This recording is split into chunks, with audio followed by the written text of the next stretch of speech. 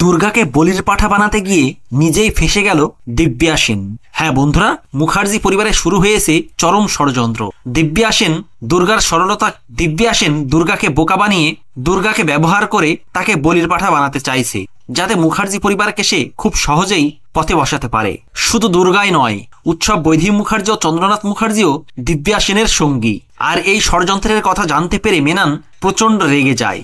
এমনকি মেনন দিব্যা সেনকে সরাসরি হুমকি দিয়ে বসে যে মুখার্জি পরিবারের কোনো ক্ষতি করতে চাইলে সে দিব্যা সেন ও দুর্গাকে মেরে ফেলবে। আর এই কথাটা শোনা মাত্রই দিব্যা সেন চালাকি করে সেই হুমকিটা রেকর্ড করে নেয়। এমনকি দিব্যা সেন একটা মোক্ষম চাল দেওয়ার সিদ্ধান্ত নেয়।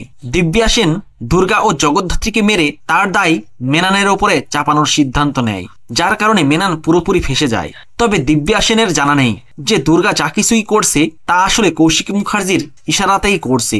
দুর্গা নিজেই দিব্যা সেনের চালে পাল্টা চাল দিয়েছে, আর এই চালের কারণেই দিব্যা সেন নিজেই নিজের জালে ধরা পড়বে। হ্যাঁ বন্ধুরা, আর এই চমকপ্রদ মোড়টি দেখতে চোখ রাখুন ধারাবাহিকের পরবর্তী এপিসোডে। ভিডিওটি ভালো লাগলে লাইক, শেয়ার ও সাবস্ক্রাইব করে সাথে থাকুন। ধন্যবাদ।